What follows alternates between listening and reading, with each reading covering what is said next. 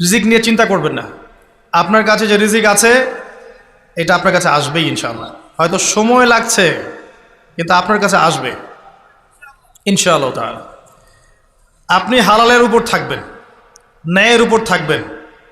আপনি অন্যায় পথে রিজিক সার্চ করবেন না।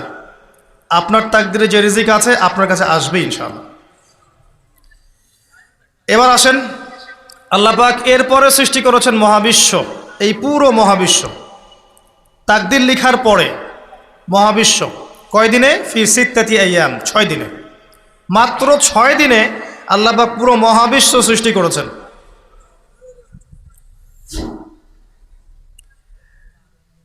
হুয়াল্লাযী খালাকাস সামাওয়াতি ওয়াল আরদা ফি সিত্তাতি আইয়াম সুম্মা ইসতাওয়া আলাল আরশ।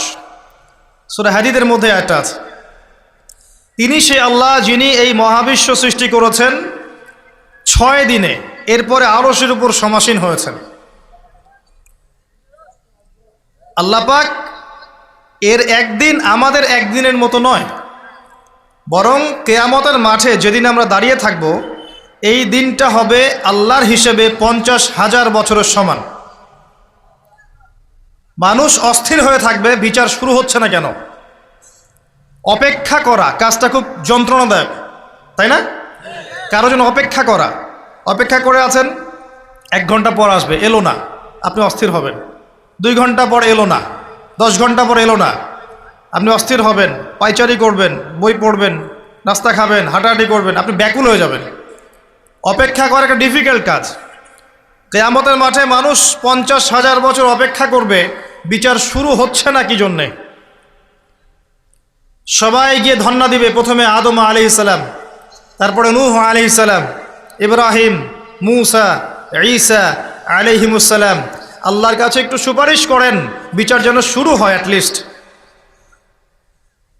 কেউ কিচ্ছু করতে পারবে না, কারণ সবাই বলবে ইয়া নাফসি ইয়া নাফসি।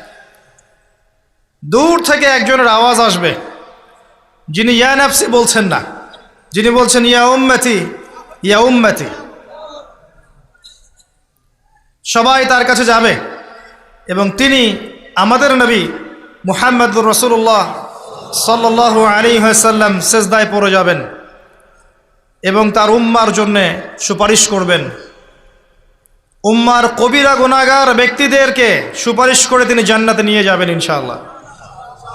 আল্লাহ তাকে ওয়াদা করেছেন, হে নবী, তোমার উম্মতের কোনো ব্যক্তি যদি শিরিক না করে আমার সামনে উপস্থিত হয় আমি তাকে মাফ করে দেব ইনশাআল্লাহ।